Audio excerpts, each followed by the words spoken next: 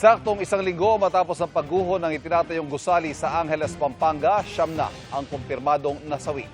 Habang tumatagal ang pagkuha sa mga natabunan, problema na ang pagsangsang ng amoy sa lugar. Mula sa Angeles, Pampanga, nakatutok live si Darlene Kai.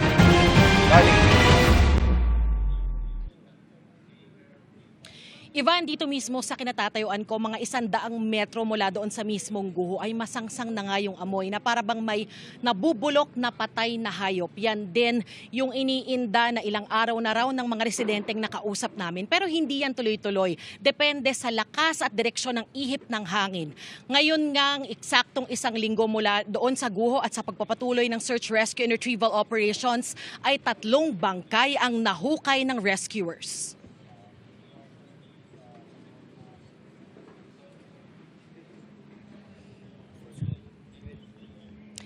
Katawan ng isang lalaki ang natagpuan ng rescuers 7:42 kaninang umaga sa Quadrant 2 ng gumuhong ginagawang gusali sa Barangay Balibago, Angeles, Pampanga. Maingat nila itong binalot at inalis mula sa debris. Inaalam ng mga otoridad kung siya ang may-ari ng vaccination card na nakita sa lugar kung saan siya nahukay. Siya na ang ikapitong kumpirmadong nasawi mula sa gumuhong gusali. Ngayong hapon, nakuha ang ikawalo at ikasyam na bangkay. Inaalam pa ng Angeles City Health Office ang pagkakakilanlan ng 2 labi sa pamamagitan ng Disaster Victim Identification Protocol. Nasa 11 hinahanap pa rin dito sa guho, pero ayon sa Angeles PIO, habang inaalam pa nila ang identity ng mga natagpuang bangkay ay hindi nila inaalis ang posibilidad na may iba pang nasa guho. Pahirapan at minsay nakapagpapaantala ng operasyon ng panakanakang pag-ulan. May mga nadedetect din daw na paggalaw o movements ng mga pusa at daga sa guho, pero inaalam pa kung may kaugnayan ito sa mga nasawi. Pero ang tiyak, problema na ang masangsang na amoy sa lugar. Kaya nagsasagawa na rin ng disinfection, fogging at misting operation ng Angeles City Sanitation Team sa paligid ng area ng guho para mabawasan ang posibleng banta sa kalusugan sa mga tao dito sa lugar. Narito ang panayam namin sa isa sa mga residente pati na rin sa PIO ng Angeles City.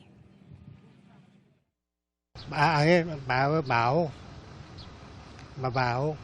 Oo. Anong pakiramdam mo, sir? Malakas ang hangin. Nakita po during the patuloy na paghuhukay po ng ating mga responders, and then nung parang nakaka-visual po sila and yung amoy na talagang naging obvious, nagpatawag po nagpa-deploy ng K9 dog at na-confirm kung saan yung focus ng area. Doon po nagpatuloy yung ating mga responders upang ma-extricate yung katawan nitong biktima. Sa gitna naman ng investigasyon sa gumuhong gusali, pinatawan ni Angeles Mayor John Lazatin ang preventive suspension epektibo bukas June 1 sina Engineer Marlon Lingat, Structural Engineer ng City Engineer's Office at Architect Norbert Lagman ng City Building Official. Sinusubukan pa ng GMA News na kunin ang panig nila.